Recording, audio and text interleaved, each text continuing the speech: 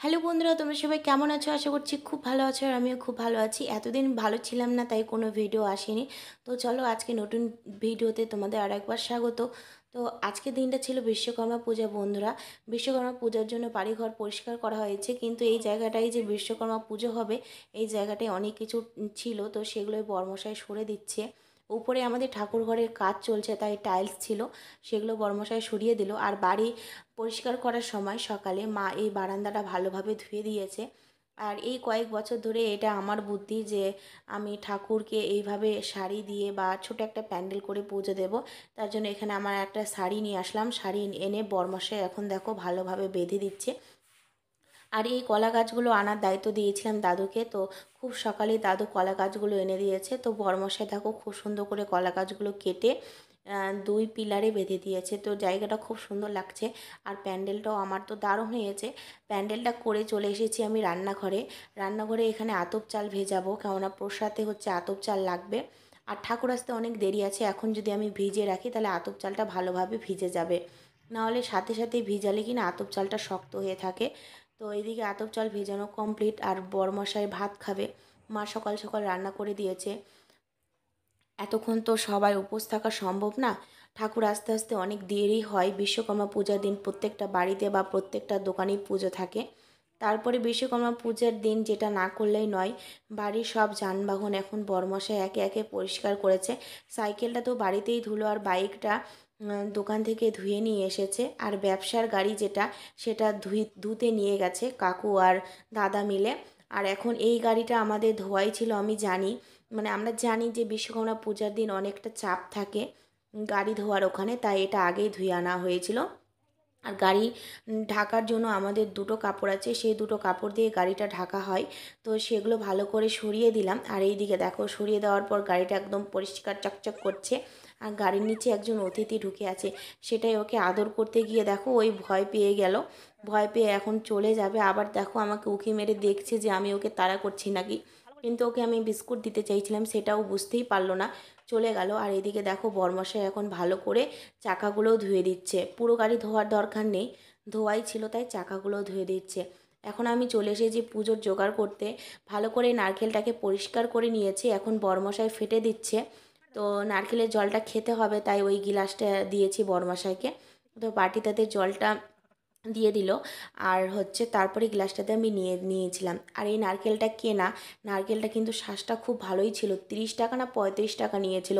তো এখন ঠাকুরের জন্য প্রসাদ কেটে নেব, ভালো এইভাবে আগে ছুটে নেব, তারপরে ছোট ছোট করে কেটে নেব। তো প্রসাদ কাটতে কাটতেই বন্ধুরা ঠাকুর চলে এসেছিলো। তো দেখো বরমশাই আর হচ্ছে টোটো কাকু মিলে, দুজন মিলে এখন জায়গা মতো রেখে দিল ঠাকুর। ঠাকুর কিছুক্ষণ আসার পরে পুরোহিত মশাই চলে এসেছিলো। একদম অবাক করা কাণ্ড, যেই জায়গায় বলেছিল 2টোর সময় আসবে সেই জায়গায় চলে এসেছে 10টার সময়। আমার এখানে প্রসাদ কাটাও কমপ্লিট হয়নি, মানে সব কিছুই কমপ্লিট হয়ে গেছিলো, শুধু প্রসাদটা কাটছিলাম। আর মা গিয়েছিল উপরে পুজো দিতে, মানে অন্যান্য ঠাকুরগুলোকে, কিন্তু মা আর পুজো দিতে পারিনি, কমপ্লিট হয়নি, ওইভাবেই চলে এসেছে। কেননা নিচে অনেক কিছু করতে হতো, এটা সেটা এনে দিতে হতো, তার জন্য মা চলে এসেছে। তো মা বললো যে আগে নিচের বিশ্বকর্মা পুজোটা কমপ্লিট হয়ে যাক, তারপরে বাড়ি ঠাকুরকে পুজো দেবো। তো সেই জন্য এখন আমরা সবাই বসে গেছি পুজোতে।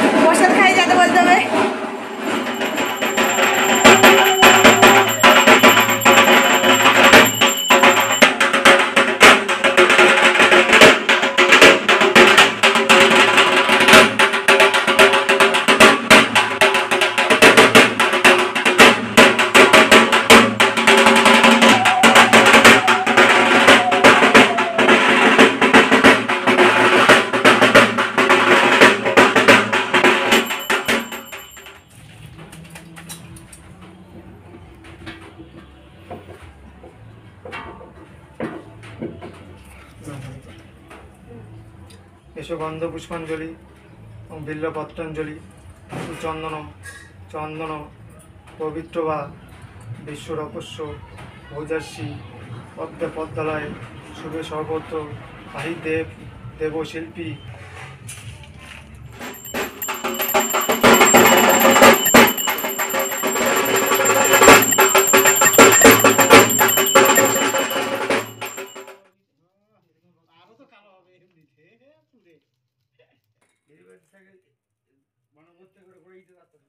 বিশ্বকর্মা ঠাকুর আমরা বাড়িতে রাখি না, বিসর্জন দিয়ে দেই। তার জন্য এখানে যজ্ঞ করা হচ্ছে। যজ্ঞ না করা হলে ঠাকুর বিসর্জন দেওয়া হয় না।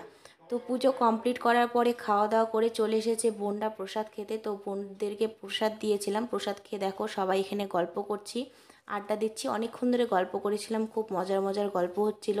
তারপরে কিছুক্ষণ পরে চলে এসেছে বাবা এনেছে তালের বড়া, তালের দুধ পিঠা, সাথে এনেছে দেখো কত ফলমূল, চিড়া, তারপরে চাল ভাজা। আর এখানে দেখো মামাদের বাড়ি থেকে মামার সবজি পাঠিয়েছে, কচু, কুমড়ো, তারপর হচ্ছে কুলেখাড়ার শাক, এখানে হচ্ছে লাউ আছে, তারপরে এখানে পোশাক, অনেক কিছুই দিয়েছিল, সেটাই তোমাদের সাথে শেয়ার করলাম।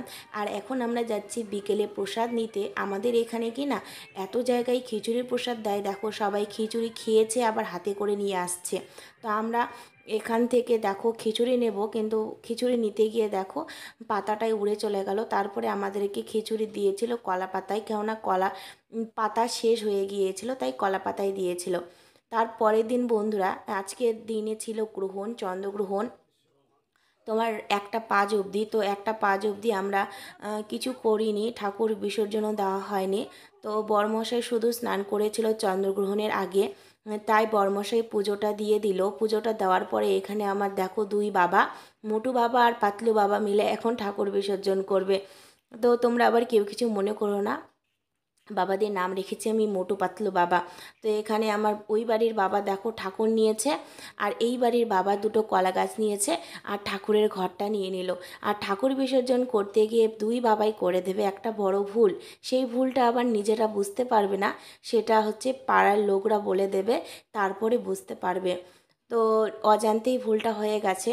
তো পরের বছর আবার পুজো হবে। আর বাড়িতে পুজো হলে কিনা আমার খুব ভালো লাগে, খুব আনন্দ লাগে। তো চলো, আজকের মতো ব্লগটা এখানেই শেষ করছি। যদি তোমাদের ভালো লাগে অবশ্যই লাইক কমেন্ট শেয়ার করো, আর আমার পাশে থেকো বন্ধুরা। টাটা, বাই বাই, আবার নেক্সট ব্লগে দেখা হবে। No.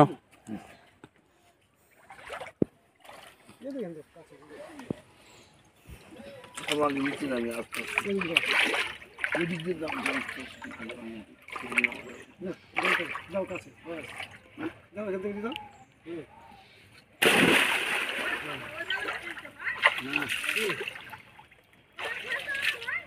হয় না